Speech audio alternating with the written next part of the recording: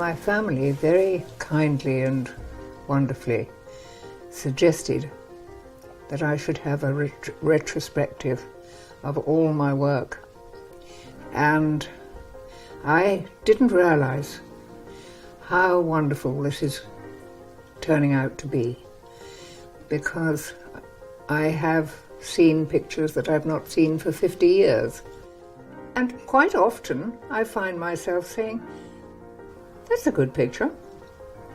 And that, I can tell you, is a lovely thing to happen to me at this time in my life.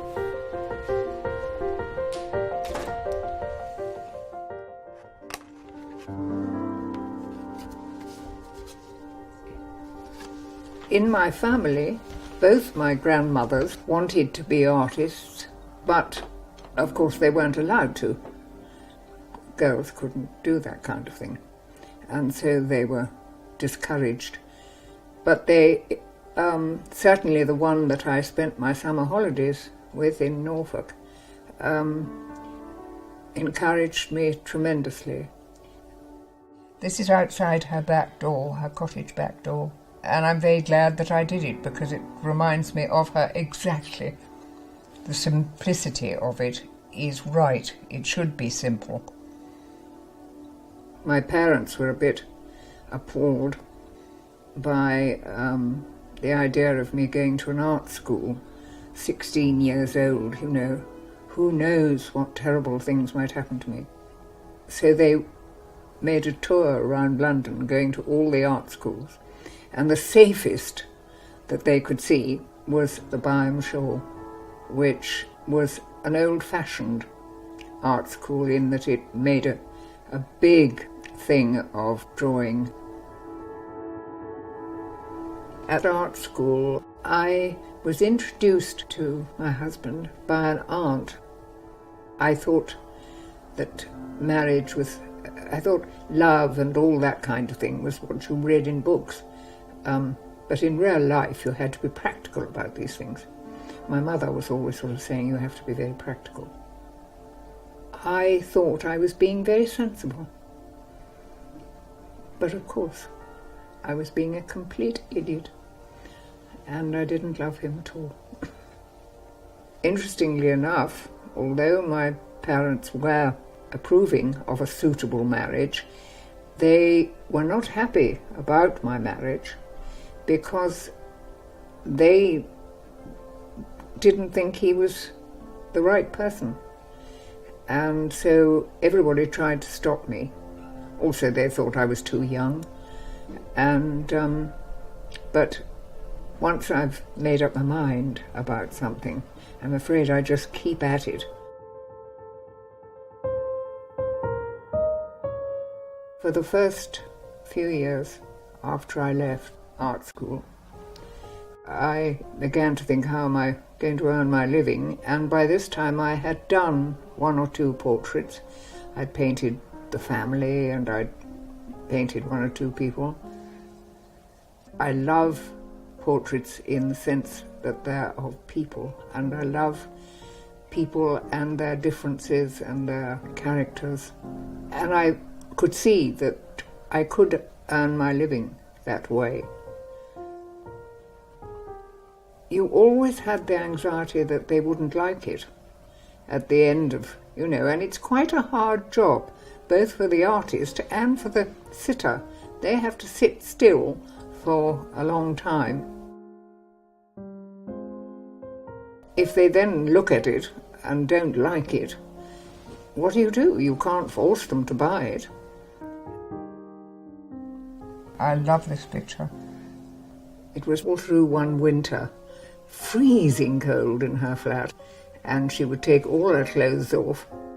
Nearly got pneumonia posing for me. She is a very beautiful woman, and it was a great joy and a privilege to be able to paint her. There are some things which matter a lot to you, and shapes and colours. Well, it is the whole basis of art, it seems to me. I would spend a long time, having seen a shape either in nature or in a piece of machinery, which was so attractive to me that I had to make it into a picture. And the propellers came from that. I think they are absolutely beautiful. Unfortunately, my first marriage ended, and it was the time of the Hungarian Revolution. And among the refugees that came to London was a chap called Gilly Szego. I was still married to Peter, and we took him in as a lodger. And I was bowled over. There's no other word for it. He had a very strong character. He was very charming, very powerful personality. I'd never met anybody like him before. We had to be married. Nobody was happy about it. My parents had not been happy about my first marriage, but now this penniless Hungarian refugee was even worse. I knew it just had to happen, and it did, and it was a wonderful marriage.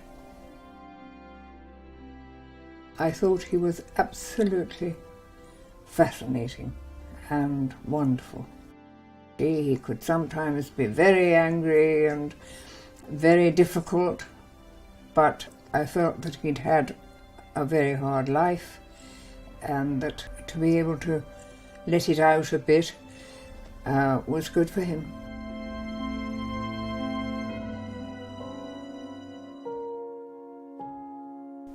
You know, listening to John talking about his experiences during the Hungarian uprising, first with the Germans and then with the Russians, and man's inhumanity to man. I think to have experienced that for anyone is going to leave quite strong marks on them. I could see how much he and his family had suffered appallingly. I don't think you can ever forget that.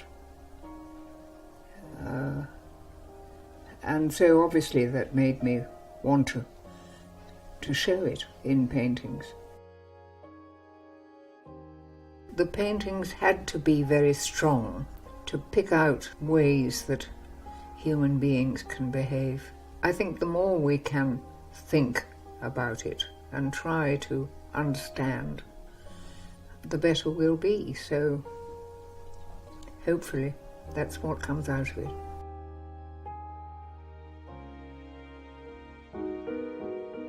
There is no doubt in my mind that I had to have children. I knew that was going to be a wonderful thing. They have grown up with somebody always painting, and they knew the look on my face that would, darling, could you just sit there for a minute, and could you just put your arm up there? And then they'd have to sit, and they were all very patient, and they, particularly my second eldest, who would sit like a rock, and he was wonderful. I painted all the children at different times, but you know, they're very different. This was one of my early pictures in the underground, accompanying my daughter Charlotte to school. I found her very intriguing because she has a very strong personality, perhaps like her father, John.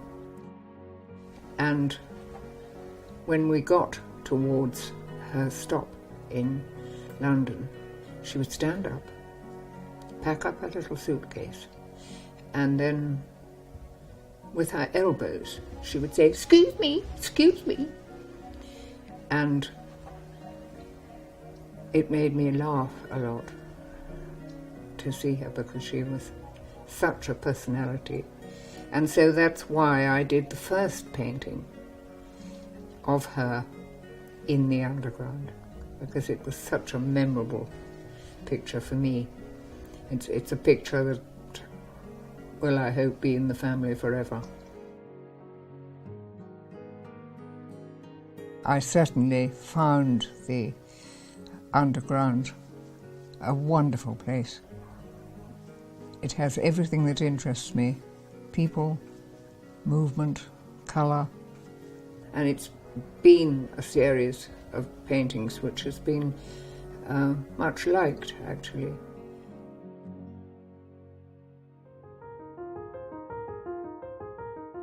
My next series of paintings is going to be called something to do with the brain. We are now living in a time when the study of the brain has really leapt forward. I was very aware of that by having a stroke, and the hallucinations that I suffered from at the time. In my case, I didn't suffer, actually, because it was so interesting and the colours were so amazing. So I've done some work. At the moment, the working title is Brain Waving. We'll see how it turns out.